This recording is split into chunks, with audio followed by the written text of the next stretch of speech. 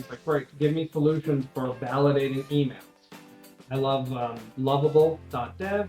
It's a great tool, right? And just going, great, hey, build me an email validation tool, and go, great, because it's like, so that's another angle. For me, almost any tool that you're paying for that's relatively simple, you can probably build in 4 to 8 hours on Lovable at this point.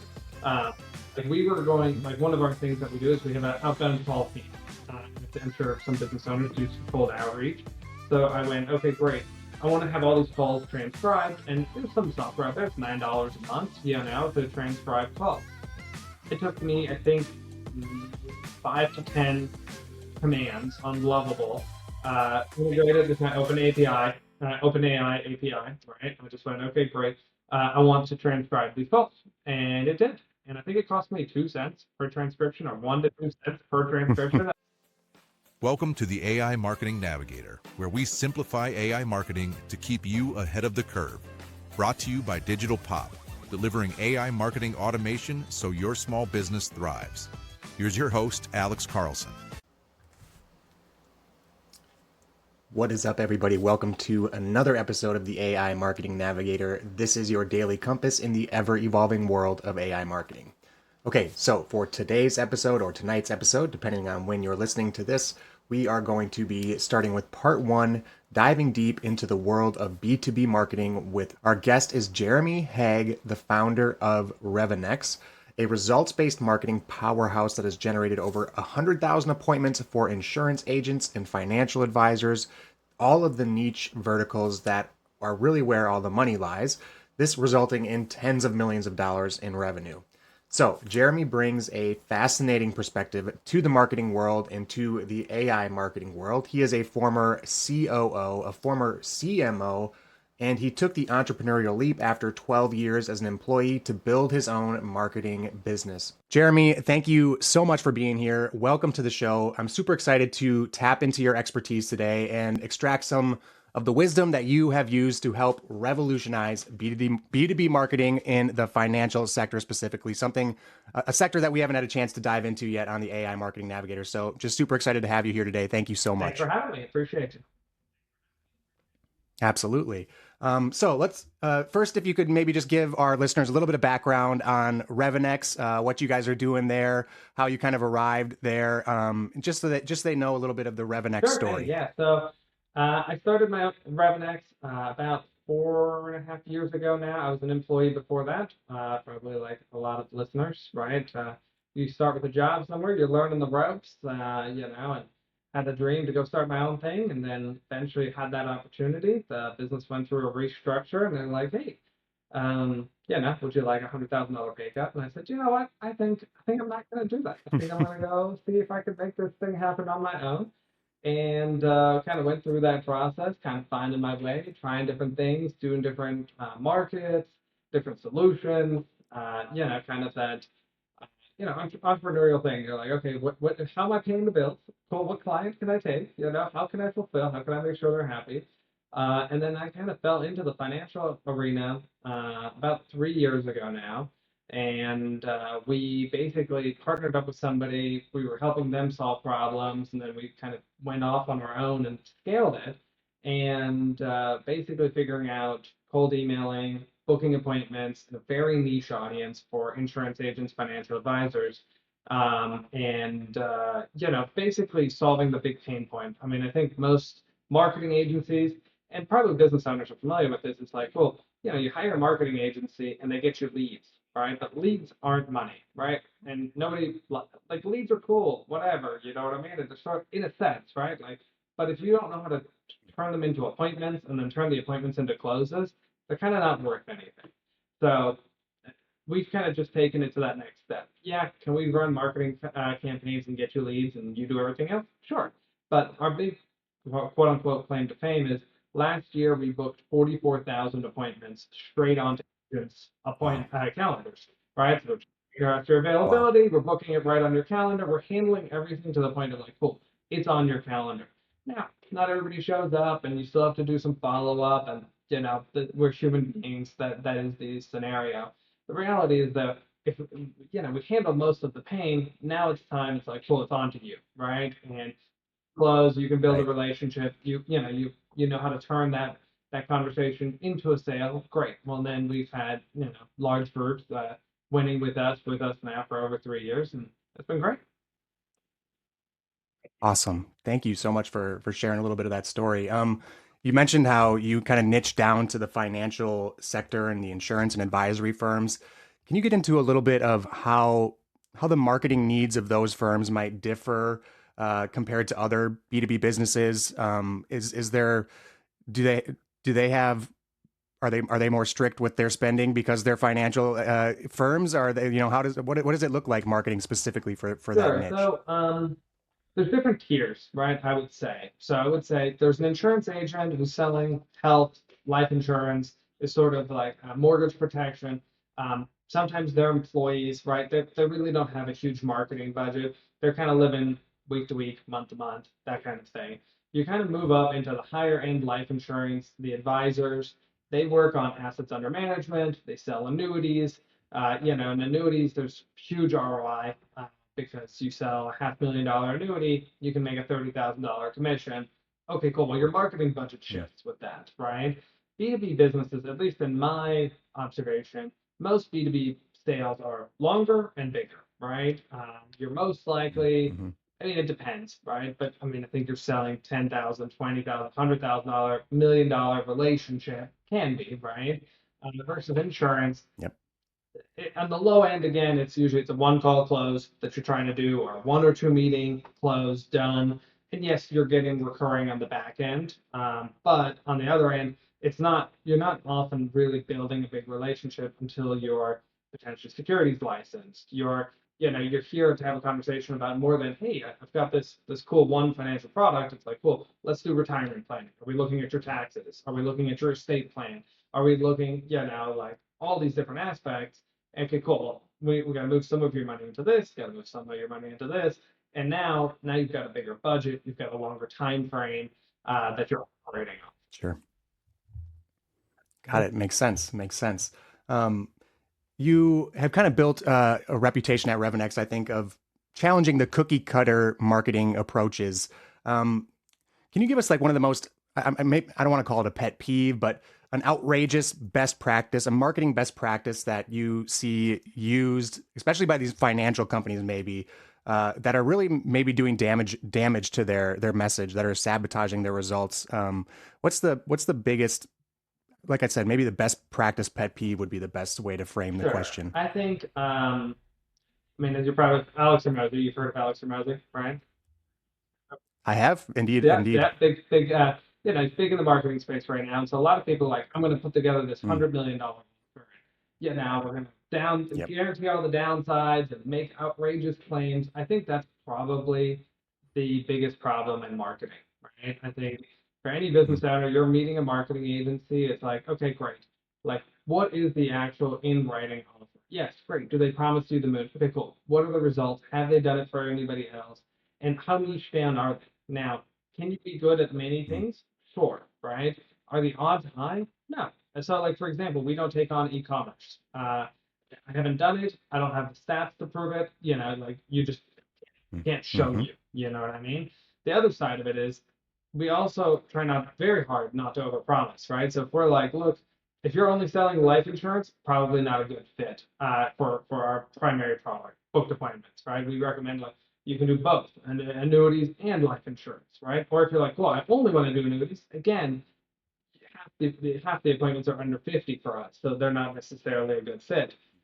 That being said, I think I look at it as correct expectation management. So from a marketing agency, I try very hard to go like, look, you know, we are responsible for this. We're going to get you appointments. Here are the expectations. There's some wiggle room. It's marketing. It's an art, not science, right? It's like it's not manufacturing plant where we're turning out widgets. And I think as a business owner, you got to Mm-hmm. look at like, okay, cool. Does this marketing agency have a track record in my industry? Have they, how long have they been around? Sure, right? What is their talent? But what are the results, right? Like, what are the results in my industry? Am I a good fit for them? And then also, how long am I willing to commit? right? And I think a lot of business owners, especially our entrepreneurs in the beginning, they go, I'm going to give this 30 days. And I'm like, nothing, no, you just nothing succeeds in 30 Yep. days, right? Like look at least 90 Yep. days.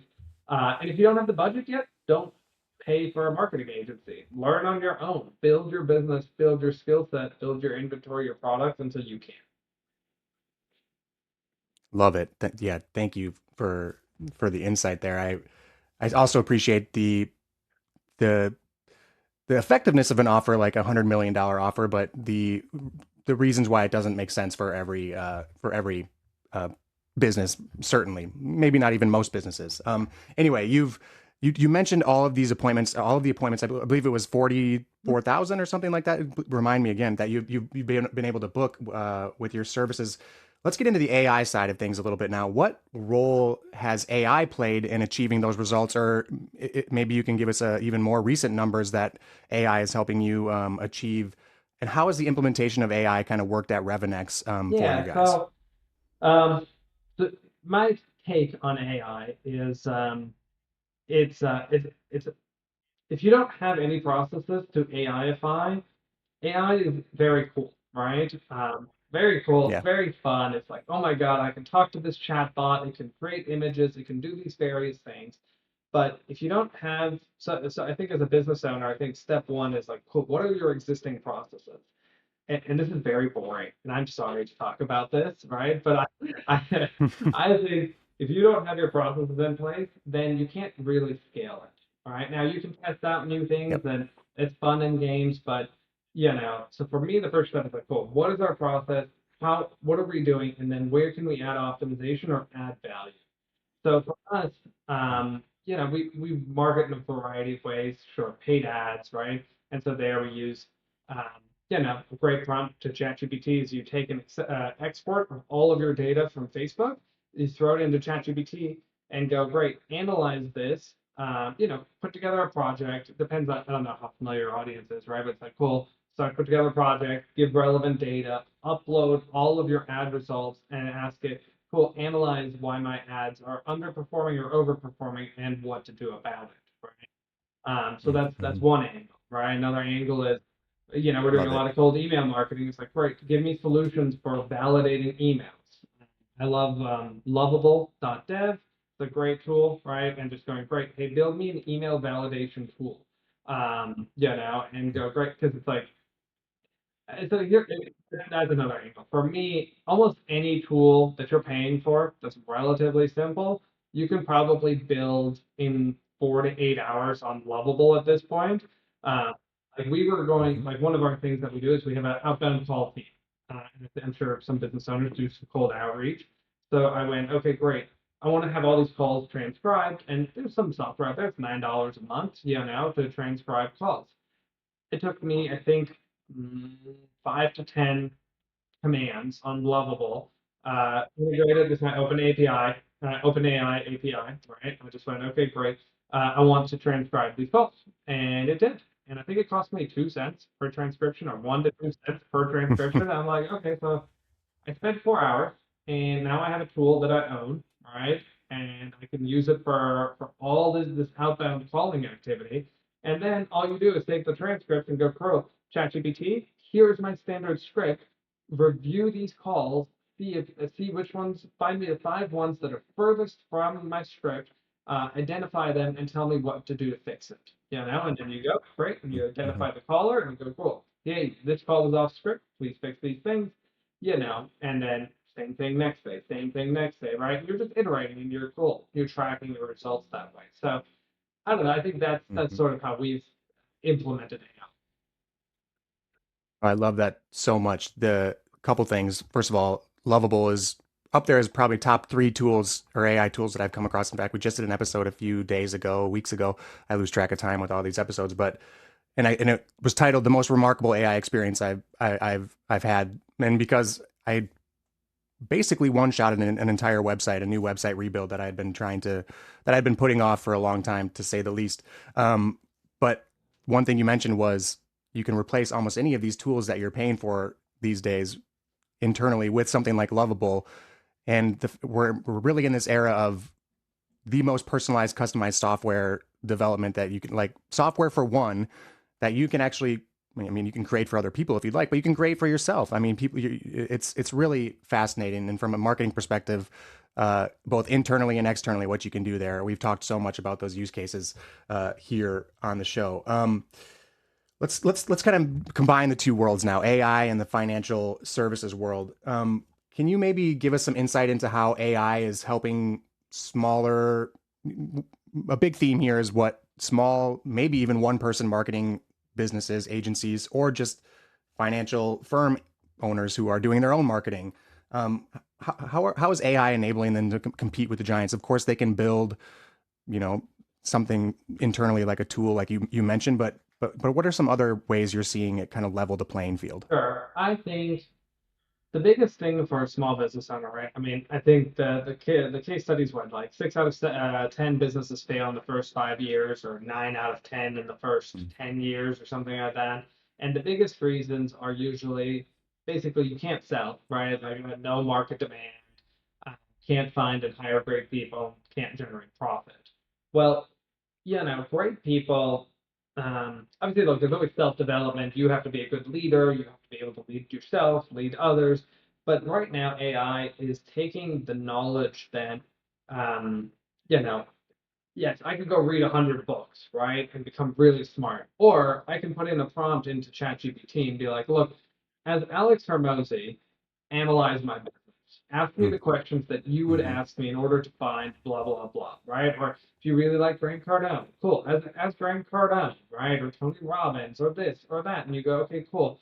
You now have every aspect of your life can be optimized, right? Like, I mean, there's AI gym coaches, there's AI diet coaches, literally any aspect of your life, you're like, great, just use AI for it. So I think for the small business Mm-hmm. owner, it's literally just go start using it and asking questions, right? And even if it's like, Yep. if you don't know what questions to ask, I would be like, cool, tell it who you are, tell it your current status, and be like, tell it your goal, and be like, great, what questions would you ask me in order to help me achieve my goals? You know what I mean? And then Mm-hmm. have a conversation, have it go back and forth. Caveat, there's a small percentage of time it lies, right, or has incorrect data. So but I would Mm-hmm. say it's probably more accurate than most humans you're talking to. The belief set is usually higher, right? And so obviously marketing, right? Great. How do you better market? Like, cool. Give me tips for networking. If you're networking right now, if you're spending money on paid ads, Mm-hmm. great. Have it write your ads, have it review your ads, have it optimize your ads, have it do all these things. Um, I think if your sales process, record your sales process, have it give you sales coaching. If you're not able to pay for sales coaching right now, great. Record your call, transcribe it, and have it give you Mm-hmm. sales coaching. And fulfillment, right? Like, hey, how do you add value to fulfillment? Like right now we're looking at most small businesses. Cool, they don't have a website. Most insurance agents, right? Now they don't. They're just like you. They have trouble with their website thing. And we're like, okay, cool. How Mm-hmm. do we roll out a website, potentially a blog, some SEO, social media posts, um, you know, maybe email marketing, right? I think everybody should have and a CRM, right? And for like maybe 100 or $200 a month, maybe 300, depends. We have to figure out the right price point. But still, if you can get all of that in one package, right? Like, but we can do that because we're gonna be figuring out, cool, what can I automate? How can I scale this? How can I make sure I've got the right tools in the right place? And then you're driving more value for agents that way. But I think the same thing for any small business owner. Cool. How can you add value? Love it. Love it. You got, for all you listeners out there, you got 4 or 5 perfect use cases right there from Jeremy. So thank you, Jeremy. Thanks for listening to the AI Marketing Navigator. Ready to simplify your own marketing automation? Digital Pop helps make it happen so your small business can scale your marketing fast. Learn more at thedigitalpop.com.